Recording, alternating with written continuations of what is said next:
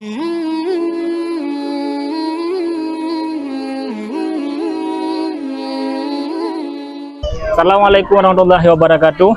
Waalaikumsalam. Pada hari yang berbahagia ini kami telah mengantar seorang guru besar Dayah Husnul Huda Payabasi, yaitu beliau adalah Tengku Zulfikar Langsa, yang mana beliau ini adalah alumni daripada Payabasi. Beliau tinggal juga di Langsa, menetap di Dayah Husnul Huda Payabasi.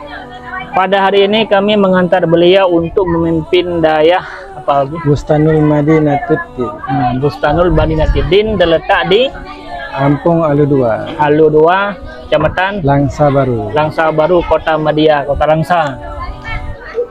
Beliau ini alumni dari Dayah Darul Huda Luangin pertama, kemudian berlanjut ke Pertama Blamladeh, kemudian berlanjut ke Darul Huda Luangin, dan akhirnya menetap di Dayah Husnul Huda Payabasi. Alhamdulillah pada hari ini kami mengantar beliau pada tanggal 19 Mei tahun 2022, dan insyaallah letak alokasi Dayah Bustanul Madinatuddin terletak di pinggir jalan lintas Medan Banda Aceh. Dok dia tiga jalan raya. Yang diantarkan oleh Ya, balik lagi kemari. Jadi bagi saudara-saudara kami yang tinggal sekitaran kota Langsa di sini dapat mengantarkan anak-anaknya kemari supaya untuk kita perkuatkan akidah kita Ahlussunnah wal Jamaah, supaya jangan masuknya akidah yang menentang dengan aliran kita seperti akidah Wahabi, Syiah dan sebagainya. Maka dari segi itulah kita perbanyakkan dayah-dayah di Aceh ini supaya tidak berkembangnya aliran yang tidak sepaham dengan aliran kita. Abi ada yang ingin menyampaikan sesuatu, silahkan.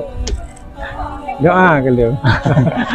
Jadi dari Abi di Langsa, Abi Alu 2 cuma menginginkan doa supaya beliau betah di sini dan juga santri mau belajar di sini. Ada lagi Abi? Enggak. Terima kasih atas waktunya, terima kasih atas perhatiannya. Assalamualaikum warahmatullahi wabarakatuh. Waalaikumsalam. Allahumma salli ala sayyidina Muhammadin bihi. Allahumma salli ala sayyidina Muhammadin bihi. Yasulana kullul muna, yasulana kullul muna, yasulana kullul muna, yasulana kullul muna. Waj'alna Allahumma min awliyaikal faizin.